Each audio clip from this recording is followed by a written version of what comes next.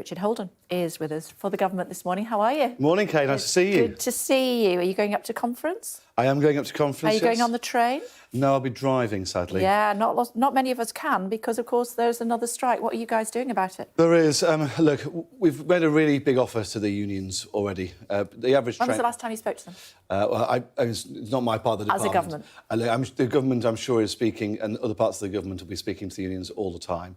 What we've seen is an offer on the table to raise the average salary before benefits, before pension, before overtime for a train driver from £60,000 a year to £65,000. A lot of your viewers will think that's a pretty generous deal at the moment and will think it's a generous offer for the future.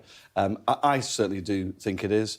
From my sectors as well, which I look after within the Department of Transport. What would you say to the unions like a very this good morning? Deal. I'd say, think of the travelling public, think of the impact more broadly on rail, which is only really, still recovering from a COVID pandemic and different working patterns. Work with the operators and, accept what I think is a pretty reasonable offer for the average salary to move to £65,000 a year for a train driver, and before you're talking about overtime and things like that. I think that's a pretty decent offer on the ground, and I really hope that they do listen to people because the impact more broadly on the reputation of the train network is quite substantial, when there's constant strike action.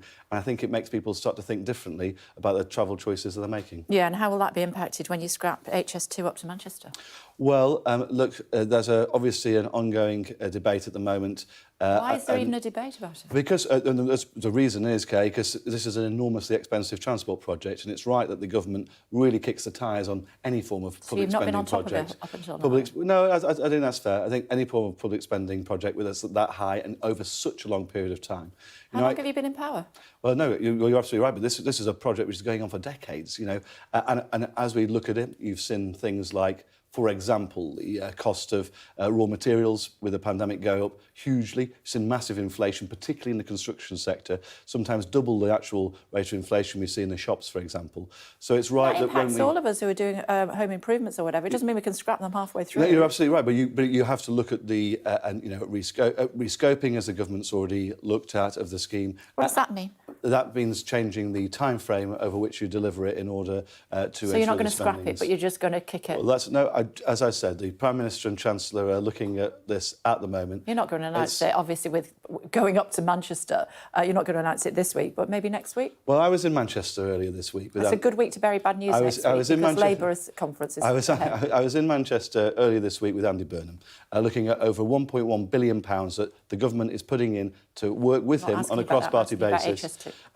Indeed, but actually a lot of people will also be interested in the local transport infrastructure, for example, in Greater Manchester. Yeah, well, I'll speak to Andy Burnham about that, if I may. Let me ask you about this youngster that was stabbed in Croydon. What's the government going to do about it? It's getting out of hand. It's absolutely outrageous that things like this have happened, and I really feel for the family and friends of the young lady involved, and this has apparently happened in front of all of her school friends as well. We've banned zombie knives. I think it was back in 2016. We've banned other knives which are similar back in 2019. It was only a few months ago the Prime Minister announced we're extending sentences for people caught illegally importing these horrific weapons. I think we're quadrupling the sentences available for that. And yet still these kids are getting murdered. I know, and it's absolutely horrendous. And I think actually, we can legislate as much as we want, and we can make sentences harder. That's not going to bring this young 15-year-old girl back. I think what we have to do is see a real change, particularly in broader society, particularly amongst young people, to say, carrying knives, it's just not something that anybody should do in any way, shape, or form. Do we need tough legislation? Well, we keep legislating we're making sentencing harder, but we've banned these knives. These are being illegally imported. We're now making the sentencing for illegal importation stronger, and we've got more, 20,000 more police on the street than when I was elected back in 2020. Well, I think actually this requires us to have a broader conversation as a society about what young people are seeing and why they're behaving in this way. I think parents and us all, actually, if we see young people with knives or thinking about this sort of thing, we just need to be prepared to have really tough conversations and stop young people, going out there and actually, yes, informing the police if necessary, because it's absolutely what we don't want to see is more tragic cases like this.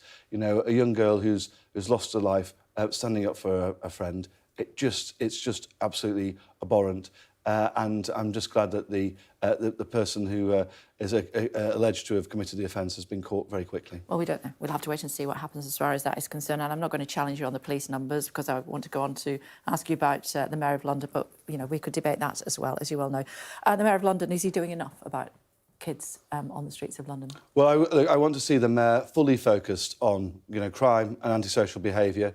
I think there have been some distractions over the last few months for him, and I just want to ensure that... What sort of distractions? Well, I think you can talk about what's happening, the flip-flopping around ULEZ and things like that. I think what we should be focusing on is things which really affect people in the city, and the Mayor of London, as essentially the Police and Crime Commissioner for neighbourhood crime in London, should really be focused on that. Do you think he's not focused? I think if it was me, one of my main sole focuses at the moment would be very much on crime. We've seen some real issues in London, particularly with violent crime, particularly amongst young people. I don't want to see that getting out of control. I want to see those numbers coming down. And I think if I was the Mayor, that would be my sole focus at the moment on what we can do to reduce crime in our city. And it's not just around knife crime either. We've seen other issues, such as some of the sexual violence as well, which has been a real issue in London over the last few years, and actually an issue inside the police as well. I think the new police commissioner is doing a good job at trying to turn that around, but I think what he requires is political support in order to do that, and political focus. And I think that if I was the Mayor, that's what I'd be focused on at the moment. OK, what would you do about the Home Secretary's speech? Are you fully behind what she's been saying? Well, I think if you look at what the government's doing at the moment, we've got the Rwanda scheme going through, which... no, but saying that people are pretending to be gay is just despicable. Look, we've got the Rwanda scheme going through, and that's all about the ECHR, which is around the base of the comments. We're doing that Rwanda scheme. The challenge is within the ECHR. That's what we're trying to ensure that we operate still within that. But I think when you're talking about the Refugee Convention more generally, it was passed before most of my grandparents could vote, and all my grandparents are now sadly passed on. That is a very long period of time for something which was brought in really before the advent of modern air travel. Even I think it's right that we obviously have a debate and look at these things over time as situations change and situations develop.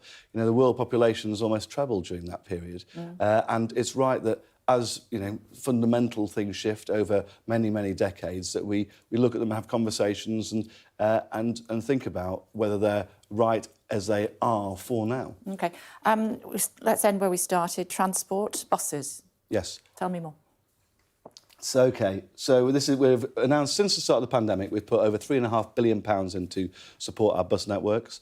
Today, we're announcing next year's funding, so to give some certainty to councils and operators for 64 local authorities, providing an extra £80 million, which is to help their support rural networks particularly, but also just provide basic connectivity right across the country. This is on top of the bus service operator grant, which we've already announced, another around £65 million for next year, and on top of the £2 fare cap, which we've had since the 1st of January, and which is going to be £2.50 for another year. Because whether it's supporting existing routes or trying to get people to think differently about bus and take that first bus journey. Bus?